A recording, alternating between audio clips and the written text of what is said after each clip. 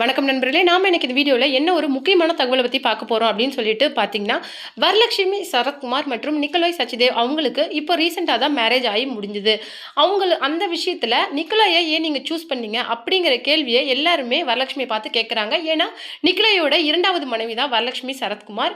நிக்கலாய்க்கு நிறைய சொத்துக்கள் இருக்குது. கிட்டத்தட்ட அவருக்கு 200 கோடிக்கு மேலே சொத்துக்கள் இருக்குது. அந்த விதத்தில் திருமணமான உடனே வந்து அவங்களுக்கு ஒரு 50 கோடி மதிப்பிலான ஒரு பங்களாவையும் 3 கோடி மதிப்பிலான ஒரு காரையும் அவங்க ப்ரெசென்ட் பண்ணி வரலட்சுமியை சர்ப்ரைஸ் பண்ணியிருந்தாங்க. அது மட்டும் இல்லாமல் நிக்கலாய் வந்து சரத்குமார் ராதிகா ஃபேமிலியோட ஒரு நெருங்கிய நண்பர் அப்படிங்கிறது நீண்ட காலமாக அந்த நட்பில் இருந்திருக்கிறதுனால அந்த நட்பு வந்து இன்னைக்கு இவங்க 2 பேருக்குள்ள காதலா மாதிரி இன்னைக்கு நிக்கலாயை அவங்க கல்யாணம் பண்ணியிருக்காங்க. இந்த விஷயத்தில் எல்லாரும் கேட்குற கேள்விக்கு என்ன காரணம் அப்படின்னு சொல்லிட்டு பார்த்தீங்கன்னா, நிக்கலாயோட இரண்டாவது மனைவி தான் வரலட்சுமி. ஏன் வரும் நீங்கள் இந்த மாதிரி ஒரு லைஃப்பை சூஸ் பண்ணீங்க, இது உங்களுக்கு ஓகேவா, இல்லை யாரோட கம்பல்ஷன்னால நீங்கள் இந்த விஷயத்த செஞ்சீங்களா அப்படின்னு சொல்லிட்டு திருமணத்துக்கு அவங்க இன்விடேஷன் வைக்க ஸ்டார்ட் பண்ணது இந்த கேள்வி அவங்கள சுற்றிக்கிட்டு தான் இருக்குது.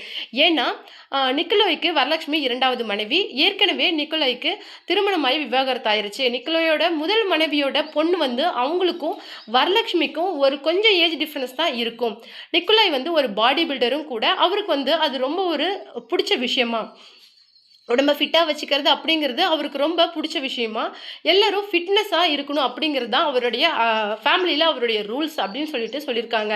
இந்த நேரத்தில் என்ன ஒரு முக்கியமான விஷயம் வெளியாயிருக்கு அப்படின்னு சொல்லிட்டு பார்த்தீங்கன்னா, வரலட்சுமி சரத்குமார் சரஸ்வதி அப்படிங்கிற ஒரு படத்தை தெலுங்குல நடித்து ரிலீஸ் பண்ணியிருக்காங்க. அவங்க அதுக்கு ப்ரொடியூசராகவும் இருந்திருக்கிறாங்க. அவங்க வந்து ப்ரொடியூசராக பண்ணின ஃபர்ஸ்ட் ஃபிலிம் வந்து இது.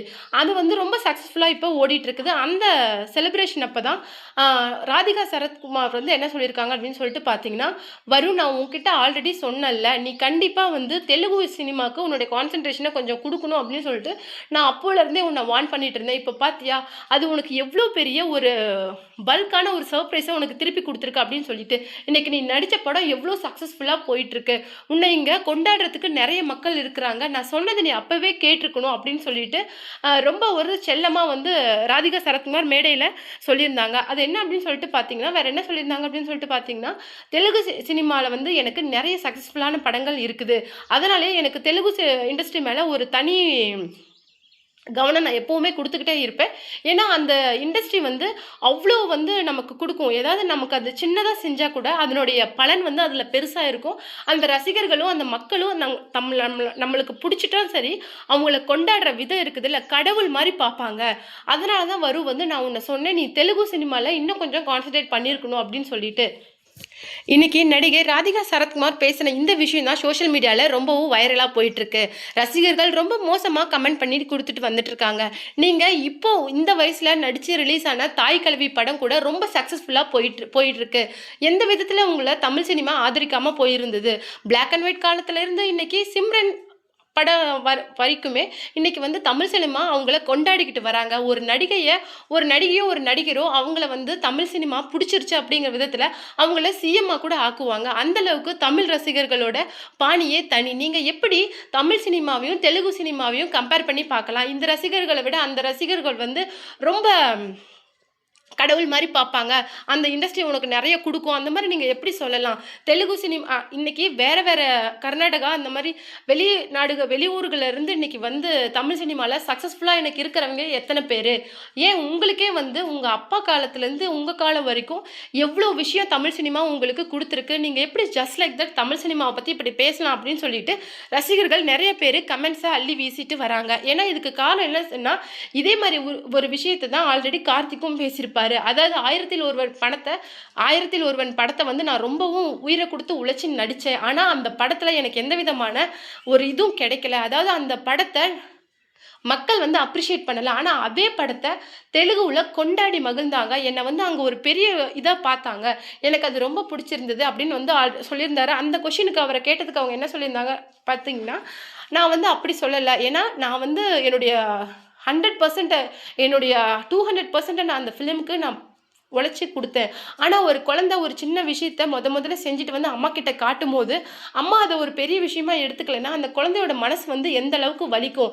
அந்த மாதிரி தான் அந்த படம் ஃப்ளாப் ஆகும்போது எனக்கு வலிச்சுது. ஆனால் அதே படத்தை தெலுங்குல ரிலீஸ் பண்ணும்போது அது சூப்பர் டூப்பர் ஹிட் ஆச்சு. அப்போ வந்து அம்மா ஆதரிக்கல அப்படிங்கிற பட்சத்துல, வேற யாராவது ஒருத்தர் அத ஆதரிச்சா அந்த குழந்தைக்கு அது ஆறுதலா இருக்கும். எனக்கு அப்படிதான் அந்த விஷயம் இருந்தது. ஆனா, எனக்கு வந்து என்னுடைய தாய்நாடு அத ஆதரிக்கலையே அப்படிங்கிற ஒரு சின்ன வருத்தம் இது நாள் வரைக்கும் இருக்குது. அப்படின்னு சொல்லிட்டு கார்த்தி சொன்ன விஷயங்களுக்கு நெறைய கமெண்ட்ஸ் வந்து வந்துருச்சு.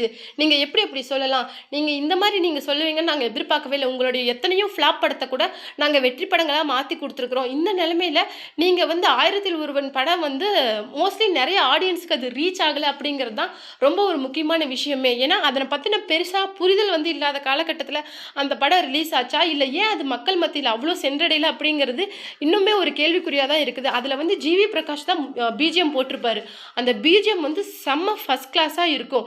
ஆனா, அந்த படம் வந்து ஏன் அந்த அளவுக்கு ரீச் ஆகல அப்படின்னு சொல்லிட்டு அதுக்கு பல்வேறு விமர்சனங்கள் இருக்குது. ஆனா, இன்னைக்கு ராதிகா சரத்குமார் தெலுங்கு இண்டஸ்ட்ரி வந்து உனக்கு நெறைய குடுக்கும். நீ கண்டிப்பா தெலுங்கு இண்டஸ்ட்ரிக்கு உன்னுடைய கான்சன்ட்ரேஷன் அதிகம் குடுக்கணும். அப்படின்னு என் பேச்ச கேட்டு அவ உடனே ஹைதராபாத்துக்கு வீட ஷிஃப்ட் பண்ணிட்டு வந்துட்டா. அதுக்கப்புறம் தான் இங்க சரஸ்வதி மூவில அவ கமிட் ஆனா. அவ நடிச்ச மாதிரியே அந்த படம் வந்து சூப்பர் டூப்பர் ஹிட் ஆயி இன்னைக்கு அதனுடைய செலிப்ரேஷன்ல நாம இருக்கிறோம். நான் சொன்னத அவ இன்னும் ஃபர்ஸ்ட்டே கேட்டிருந்தாளா, இன்னைக்கு அவ இன்னும் ஒரு பெரிய லெவல்ல வந்து இன்னைக்கு இந்த மொத்த இண்டஸ்ட்ரியிலயும் அவ இருந்திருப்பா. ஒரு பெரிய ரோல்ல இன்னைக்கு அவ வரலட்சுமி இன்னைக்கு பண்ணியிருக்க வேண்டியது. ஆனா வரலட்சுமி கிட்ட எனக்கு ரொம்ப புடிச்ச விஷயமே, அவக்குள்ள இருக்க அந்த இன்னர் ஸ்ட்ரென்த் எனக்கு ரொம்ப பிடிக்கும். எப்பவுமே அவ கொஞ்சம் இது ஏதாவது ஒரு ஃப்ளாப் ஆயிடுச்சாலோ, இல்ல அவ வாழ்க்கையில ஏதாவது ஒரு நெகட்டிவா நடந்தாலோ, கொஞ்சம் கூட மனம் தளர மாட்டா. அந்த இன்னர் ஸ்ட்ரென்த் வந்து என்ன விட அவளுக்கு அதிகமா இருக்கு அப்படின்னு சொல்லிட்டு வரலட்சுமிய வந்து ரொம்ப பெருமையா பேசியிருந்தாங்க. இன்னைக்கு அவ மேரேஜ் பண்ணிட்டு அவ குடும்பத்த வழிநடத்துற விதத்த பார்க்க எனக்கு ரொம்ப ஆச்சரியமா இருக்கும். என் கூட வளர்ந்த ஒரு பொண்ணு இன்னைக்கு ரொம்ப பொறுப்பா ஒரு குடும்பத்த வழிநடத்துறத பார்க்க எனக்கு ரொம்ப சந்தோஷமாவும் இருக்கு. இன்னைக்கு இவள இவ்ளோ தூரம் கொண்டுட்டு வந்தது அவங்க அம்மா சாயா தான்.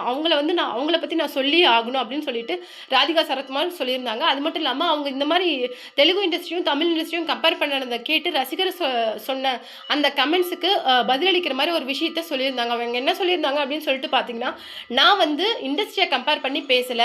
உனக்கு தெலுங்கு இண்டஸ்ட்ரி நெறைய குடுக்கும் அப்படின்னு தான் சொன்னனே தவிர, வேற எதுவும் நான் தப்பா சொல்லல. நான் அந்த இண்டஸ்ட்ரியும், இந்த இண்டஸ்ட்ரியும் கம்பேர் பண்ணல.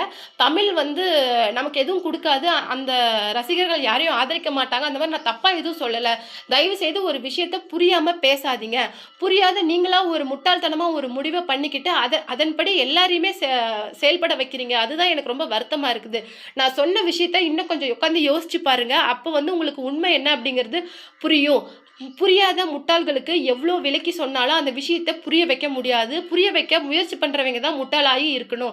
நான் அந்த விஷயத்த பண்ண விரும்பல அப்படின்னு சொல்லிட்டு சொல்லியிருக்காங்க. அதுக்கு ஒரு நெறைய கமெண்ட்ஸ் வந்து இன்னைக்கு சோஷியல் மீடியால போயிட்டு இருக்கு. அதுல ஒரு முக்கியமான விஷயம் என்னன்னு சொல்லிட்டு பார்த்தீங்கன்னா, இன்னைக்கு தாய் கிழவி படம் நீங்க வந்து இந்த வயசுல நடிச்சு ரிலீஸ் ஆன படத்த இன்னைக்கு மொத்த தமிழகமும் கொண்டாடி அத ஒரு பெரிய அளவுல ஹிட் குடுத்ததுக்கு காரணம் உங்களுடைய சிறந்த நடிப்ப நாங்க அங்கீகரிக்காம இருக்கிறோமா? இன்ஃபாக்ட் ஜீன்ஸ் படத்துல நீங்க அந்த ஐகானிக் டயலாக் இன்னமும் வந்து நெறைய ரீல்ஸ்ல போயிட்டு இருக்கு. ஈவன் அந்த அந்த மாரி ஒரு கேரக்டர அவ்ளோ பெரிய படத்துல உலகளகி அந்த மாரி பெரிய பட்டாளங்களே நடிச்சிருந்தாலும், உங்களுடைய கேரக்டர் அதுக்கு பேசப்பட்ட காரணம் நீங்க ரசிகர்களோட